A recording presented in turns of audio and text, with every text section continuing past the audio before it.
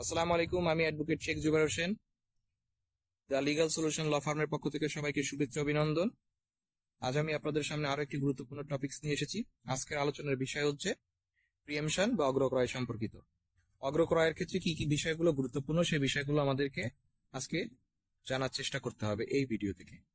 তো প্রথমে জানতে হবে যে অগ্রক্রয় কি। অগ্রক্রয় হচ্ছে যদি এজমালিভুক্ত সম্পত্তি অর্থাৎ সহ অংশীদারের কোনো জমিতে যদি অন্য কোনো সহ অংশীদার তার অংশটি অন্য কোনো আগন্তুক বা স্ট্রাঞ্জারের কাছে বিক্রি করার চেষ্টা করে, তখন ওই সম্পত্তির অন্যান্য অংশীদারগণ ওই সম্পত্তি অন্য কোনো স্ট্রাঞ্জারের কাছে বিক্রি করা থেকে বিরত রেখে নিজে কেনার যে দাবি করে তাকে অগ্রক্রয় বলে। অর্থাৎ বিষয়টি হলো যে এক্স এবং ওয়াই দুই ভাই, এবং এক্স যদি তার সম্পত্তি যে সম্পত্তিতে ওয়াইও অংশীদার সেই সম্পত্তিটি যদি অন্য কোনো আগন্তুক বা স্ট্রাঞ্জারের কাছে বিক্রি করে, তাহলে এক্স যে সম্পত্তিটি বিক্রি করার চেষ্টা করছে ওয়াইর ওই সম্পত্তি কেনার প্রাথমিক সুযোগ থাকবে। অর্থাৎ প্রথম যে সুযোগ সেই সুযোগটি ওয়াইকে দিতে হবে। এটাই হলো অগ্রক্রয়। তো অগ্রক্রয়ের বিষয়ে প্রথমে একটি বিষয় আমাদের স্পষ্ট করতে হবে, সেই বিষয়টি হলো নোটিশ। অর্থাৎ নোটিশ না দিয়ে বিক্রয় করলে ওই বিক্রয়টি বৈধ হবে না। এক্স তার সম্পত্তিটি কোনো স্ট্রাঞ্জার বা কোন আগন্তুকের কাছে যখন বিক্রি করতে চাইবে, তখন এক্স তার ভাই ওয়াই কে বলবে যে আমি আমার সম্পত্তিটি টাকার প্রয়োজনে অন্য কারো কাছে বিক্রি করতে চাই, তুমি কি আমার সম্পত্তিটি কিনতে প্রস্তুত কিনা।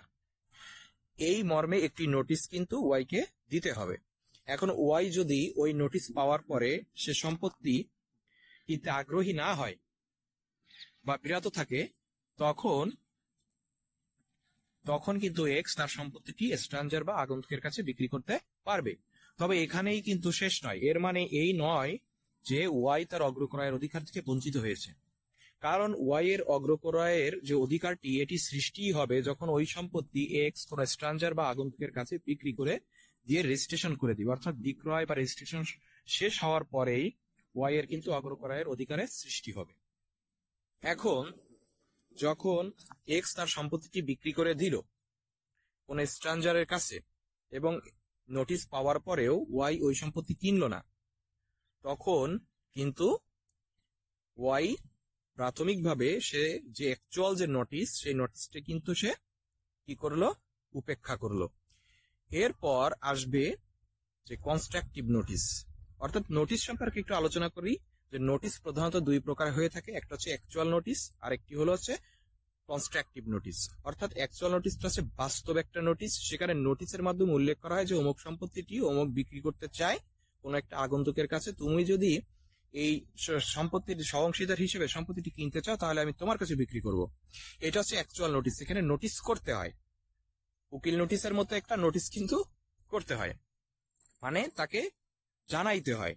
অন্যদিকে কনস্ট্রাকটিভ নোটিশটা হচ্ছে এখানে কোনো নোটিশ করা হয় না, অ্যাকচুয়ালি কোনো নোটিশ করা হয় না, তবে পার্সপেক্টিভ দিয়ে বা সার্কমস্ট্যান্সিয়াল এভিডেন্স দিয়ে বুঝতে হয় যে সম্পত্তিটি বিক্রি হচ্ছে। যেমন আমরা যদি উদাহরণ দেই যে এক্স তার সম্পত্তিটি কোন স্ট্রাঞ্জারের কাছে বিক্রি করতে চায়। এখন এক্স যখন এই সম্পত্তিটি স্ট্রাঞ্জারের কাছে বিক্রি করলো, ওই স্ট্রাঞ্জার হইল যে কোনো একজন রহিম করিম সে সম্পত্তি কিনলো এবং সেখানে সে ডেভেলপমেন্ট করা শুরু করলো। এখান থেকে স্পষ্টভাবে বোঝা যাচ্ছে যে এক্স এর সম্পত্তিটি অন্য কোনো আগন্তুক বা স্ট্রাঞ্জার কিন্তু তার ওই সম্পত্তিতে ডেভেলপমেন্টের কাজ করেছে। অর্থাৎ এই সম্পত্তিটি আর এক্স এর কাছে নাই, অর্থাৎ এই সম্পত্তি কোনো না কোনো ভাবে ওই রহিম করিমের কাছে চলে গেছে। এখান থেকে বাস্তবিকভাবে যদিও তাকে নোটিশ করে ওয়াই কে জানানো হয় নাই, তথাপি ওয়াই কিন্তু দেখছে যে তার সহ অংশীদার সম্পত্তির মধ্যে কোনো একজন আগন্তুক কিন্তু ডেভেলপমেন্টের কাজ কিন্তু করছে। এ থেকে তাকে বুঝে নিতে হবে যে এই সম্পত্তিটি বিক্রয় হয়েছে বা অন্য কোনো ভাবে হস্তান্তর হয়েছে। তো এইরকম প্রক্রিয়াতেও কিন্তু অগ্রক্রয়ের অধিকার সৃষ্টি হয়।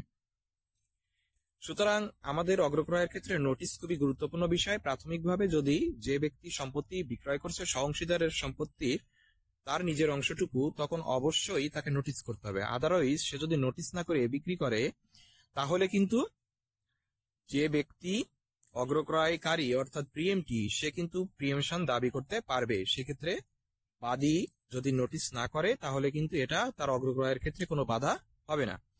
অন্যদিকে যদি বাদী যদি নোটিশ নাও দেয়, তবে সেক্ষেত্রে প্রমাণ করতে হবে যে এখানে একটি কনস্ট্রাকটিভ নোটিশ ছিল, অর্থাৎ বাস্তবিক পক্ষে তাকে কাগজের মাধ্যমে নোটিশ না দিলেও এখানে বিক্রয়কারী এবং ক্রয়কারীর কার্যক্রম থেকে বোঝা যাচ্ছে যে এই সম্পত্তিটি মানে অর্থাৎ সহঅংশীদারি বা এজমালি সম্পত্তিটি বিক্রয় হয়ে যাচ্ছে। এখান থেকেও কিন্তু বাস্তবিকভাবে কিন্তু বোঝা যায়, এটা এটা কিন্তু বোঝা যায় যে কার্যকলাপ দেখেই বোঝা যায় এই সম্পত্তিটি বিক্রয় হয়ে গেছে বা অন্য কোনো ট্রান্সফার হয়ে গেছে।